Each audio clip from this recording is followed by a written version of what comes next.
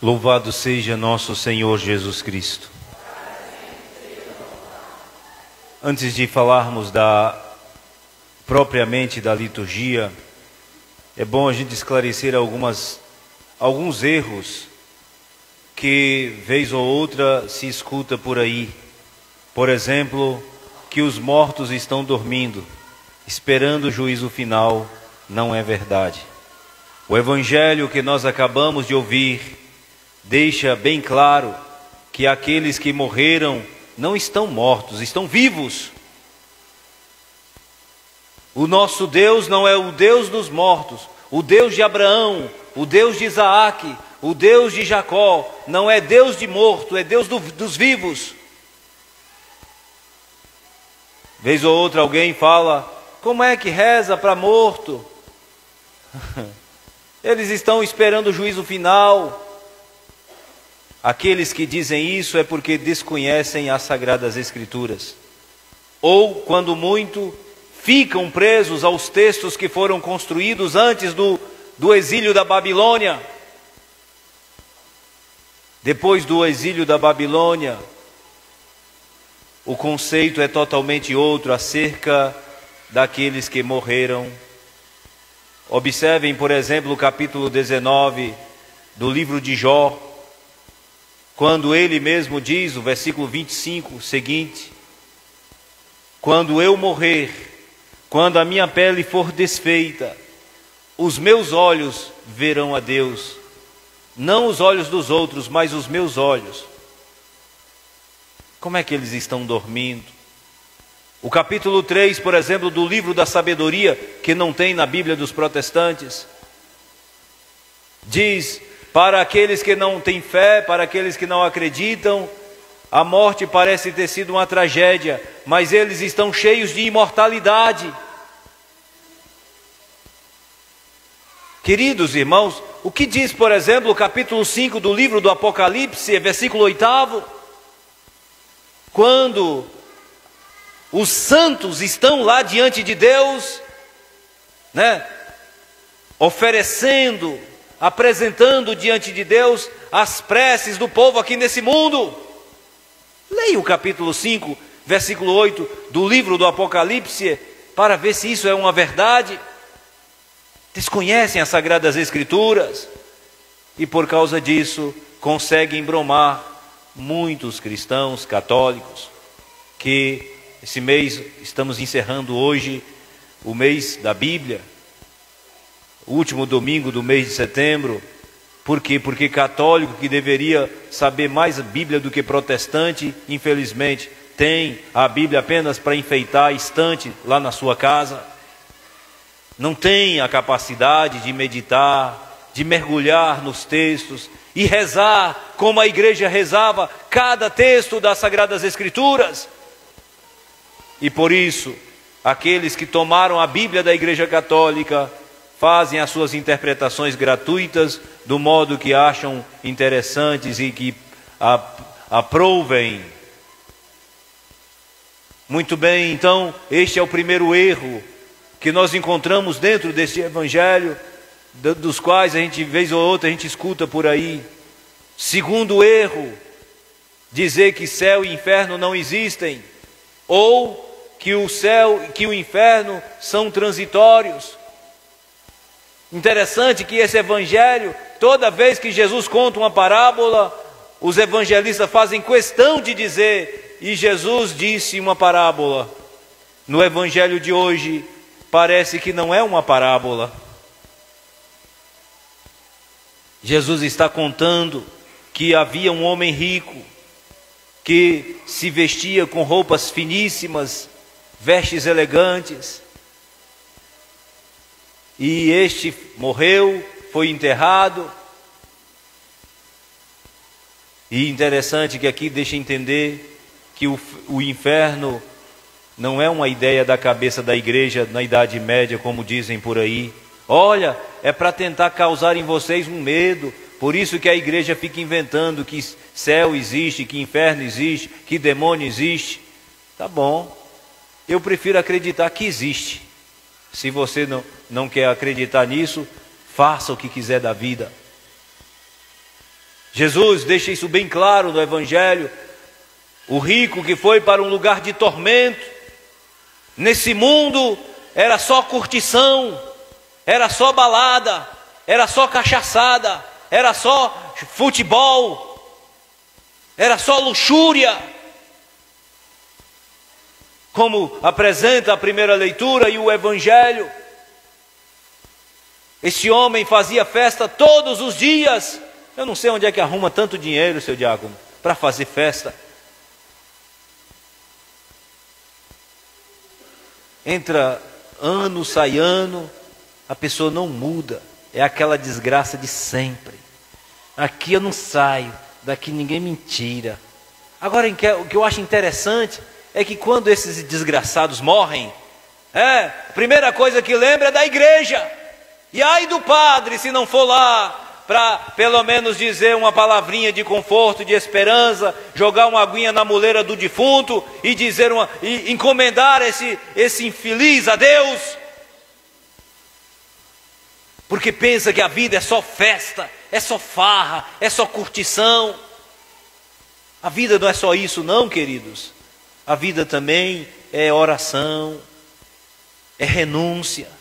Dia do Senhor, por exemplo, domingo, para um bom cristão, para um cristão que se preza, é o dia de ir à Santa Missa, de agradecer a Deus pela semana que foi embora, e de agradecer, obrigado Senhor, por mais uma semana que o Senhor me concede, embora eu não seja merecedor de tamanho benefício que o Senhor nos dá. Entra semana, sai semana, o negócio é só festa. Ontem, por exemplo, fui celebrar uma missa numa comunidade, o povo que gosta, que sempre vai à missa, porque ia ter um torneio. A metade do povo que ia para a missa tinha que fazer bolo, não sei o que, para vender no campo. Ou seja, e aqui me leva a entender que só vão à igreja quando não tem outra coisa para fazer na vida. Porque no dia que aparece uma outra atividade, então, celebração, missa, palavra de Deus, Eucaristia, não tem valor algum. Queridos cristãos, aquilo que nós plantamos neste mundo é o que nós colheremos na eternidade. Então, às vezes acontece, semana mesmo faleceu a dona Marli, todo santo domingo, pela manhã, sentava naquele terceiro banco de lá para cá, ela e o seu esposo. Inclusive, hoje estava o seu esposo na missa, sem a sua esposa. E aqui eu abro até um parêntese para fazer uma grande crítica, viu? Porque a família da Marli é protestante, então chama o pastor e esquece de chamar o padre. Porque o padre vai nos incomodar. Mas ela era católica. Mesmo sem chamar, eu fui lá. Porque como é uma ovelha da igreja de Cristo, ela não pode ficar sem assistência da igreja católica. Fui. Eu vi que teve gente lá que não gostou, mas eu não estou nem aí. A gente precisa respeitar a pessoa. De vez em quando eu falo assim, olha gente, se a minha mãe morrer primeiro do que eu, não vai ter missa de sétimo dia, não vai ter celebração de exéquias, porque minha mãe não acredita nessas coisas. Então por que eu tenho que fazer? Respeito a minha mãe, eu permitirei que haja um culto, faça uma festa lá, como fazem os protestantes, do jeito que querem, mas não terá missa, porque a minha mãe não acredita nessas coisas. Por que eu devo fazer? Infelizmente, a gente é oportunista, aproveita a desgraça dos outros para se projetar, porque certamente lá, alguns parentes da nossa finada Marli eram católicas. Então, vamos aproveitar para trazer esse povo para a nossa igreja. Não, respeita. Isso é querer bem a pessoa. Tem gente que fala, padre, o senhor fala essas coisas, padre. O povo fica chateado com o senhor, que não vai ter missa, não vai ter exéquia. É claro que não vai ter. E não vai ter justamente porque amo minha mãe. E respeito. a sua decisão. Agora, uma coisa que é preciso a gente deixar bem claro: se você é católico de verdade, tem sentido celebrar uma missa de exéquia para você. Agora, não tem sentido passa semana, entra semana, é só festa, é só farra, é só cachaçada, cervejada, churrasco, futebol. E quando morre, chama o padre, como se o padre fosse aquele que tem a chave do céu, para dizer: Pedro, abra aí com licença, que vai uma mercadoria daqui. É muito fácil. Um dia alguém perguntou a Jesus: Senhor, é verdade que são poucos os que vão se salvar? Qual foi a resposta de Jesus? Esforcem-se por entrar pela porta estreita, porque muitos vão tentar entrar e não vão conseguir. Isso pode ser até o padre. Ser cristão, queridos, é fazer uma opção de vida pelo reino. Vocês escutaram essa primeira leitura, que apresenta justamente a mesma ideia. Eu me interrompi aqui, mas ainda tem outros erros que infelizmente tem. Por exemplo, o reencarnacionismo. As ideologias metempsicóticas de Platão, e depois foi tomada por Allan Kardec, e agora é disseminada na sociedade. Aqui fica bem claro que quando você morre, já era.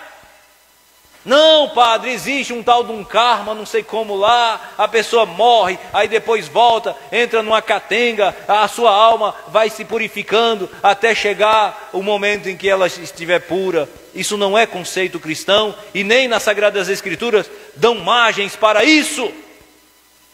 Um dia, por exemplo, numa paróquia por aí, um católico fervoroso, de comunhão, diácono, de missa dominical, veio justamente dizer que acredita na reencarnação.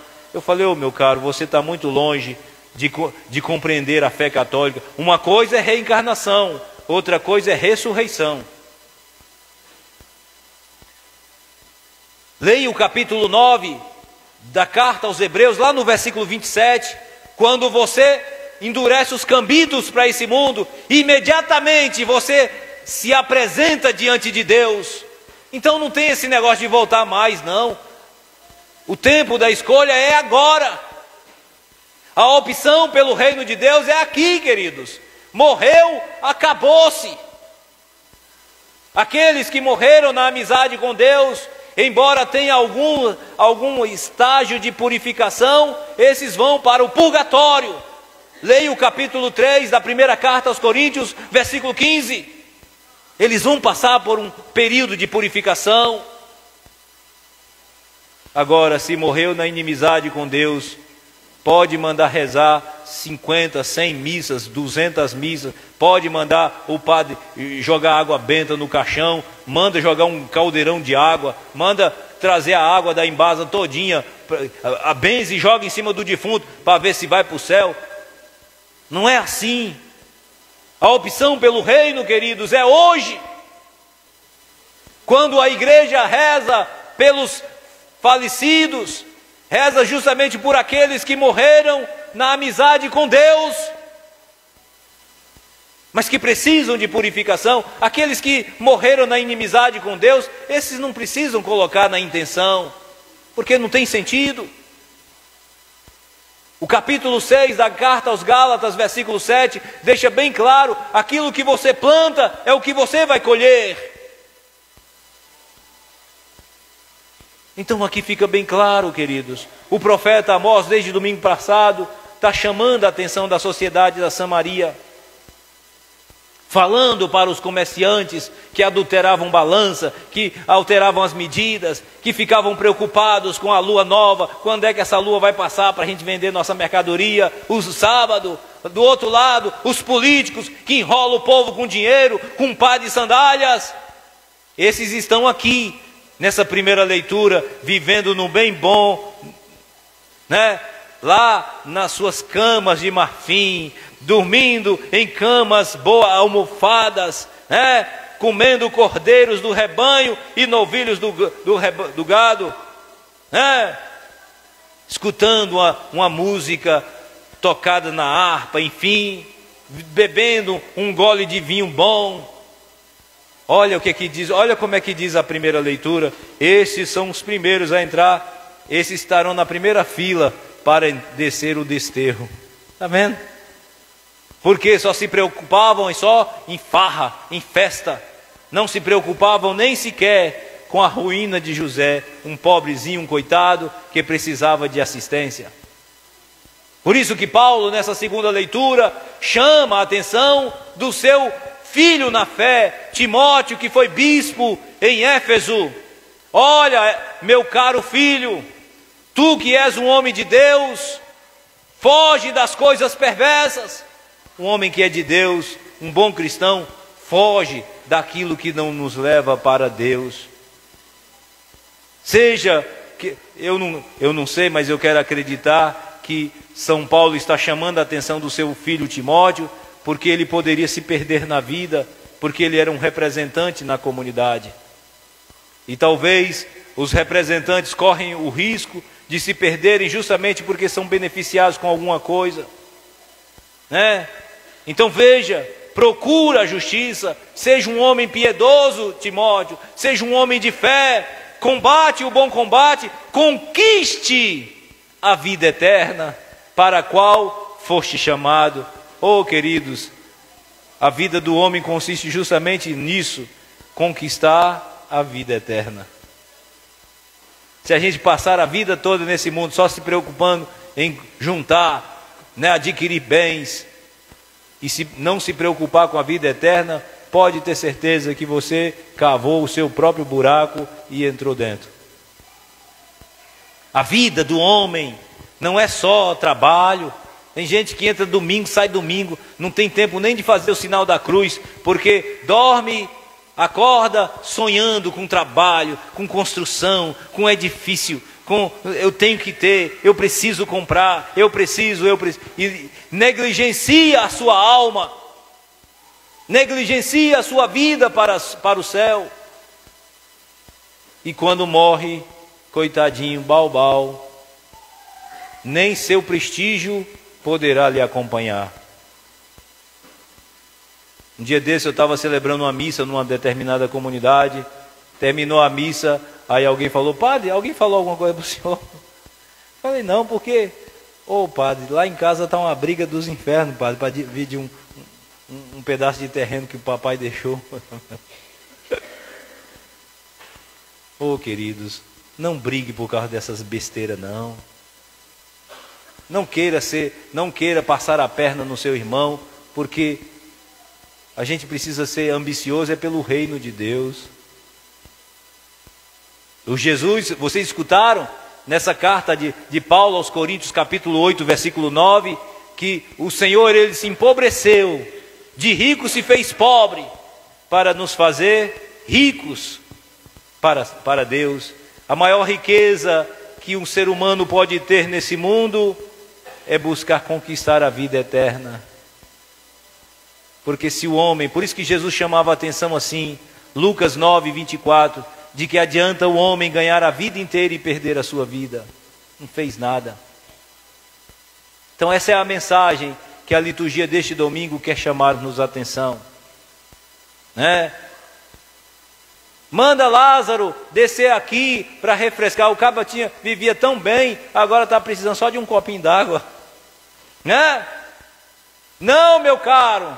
Como aqui agora um outro erro, né, que a gente de vez em quando escuta, até de católicos, né? Ô padre, fulano morreu, padre, mas ele me apareceu lá no quarto. E foi. Esse homem tá com a gota serena, como diz lá o sertanejo das Alagoas. Não, morreu, acabou, meu caro. Acabou. Não tem esse negócio de voltou para avisar: olha, vai lá no fundo lá do quintal, eu enterrei uma botija, né? Tá lá debaixo daqueles pés de café, né, Marlúcia? Não, isso não existe, queridos. Morreu, vocês escutaram aqui, existe um abismo, por mais que alguém deseje, não pode, não consegue. Ah, padre, mas eu vi, padre. Olha, minha mãe morreu, ela chegou lá no quarto sorridente, uma luz iluminando. Ô padre, isso me deu uma paz interior, padre, porque eu vi que minha mãe estava feliz. É, meu caro, isso é só a imaginação da sua cabeça, porque se tivesse alguém do teu lado, não ia ver nada. Inclusive tem gente aí chamando, venha cá, faça aqui uma psicografia. Eu preciso saber como é que está fulano lá. E o cabo fecha os olhos e começa a escrever. Ele está dizendo, está mandando dizer que está tudo bem lá. Olha, prepara o cuscuz aí que daqui a pouco ele chega. E tem gente que acredita nisso. É claro, tudo bem, quem quiser acreditar nessas coisas, fique à vontade, mas saiba que você não é católico. Não faz parte da doutrina cristã católica, como não faz parte da doutrina católica esses patuás que colocam nas esquinas das ruas. E tem, é católico, fez lá uma macumba para chamar a atenção daquele rapaz lá que não quer nada comigo. A menina mandou ajeitar uma galinha preta, não sei como, e cravar uma faca no peito da bichinha, coitadinha, morreu a galinha. Ou o vizinho que está intrigado, como se isso fosse doutrina da fé católica. Isso não faz parte da nossa fé. Não tem nenhuma nota nas Sagradas Escrituras que dizem que isso existe. Pelo contrário, cuidado com magias, cuidado com superstição, com essas ideias que não fazem parte da fé cristã, nem muito menos da fé judaico. Por isso que a gente precisa se apegar é a Deus. Esse dia mesmo eu estava dizendo numa missa, falei, olha gente, tem gente que acredita mais que um caldeirão de farofa numa encruzilhada faz mais efeito do que quem reza com a Bíblia na mão. Mas diz que é cristão, acredita em Jesus. Acredita qual é nada. Olha, quando eu vejo um patuazinho lá na encruzilhada, eu nem passo, eu volto. E você não é cristão, você é um pagão, você é um supersticioso. Se aqui tiver alguém que acredita nessas coisas, saiba que católico você não é, porque isso não faz parte da nossa fé. Queridos cristãos, da nossa fé faz parte viver o cristianismo com autenticidade. Da nossa fé faz parte justamente criar um laço de amizade com Cristo.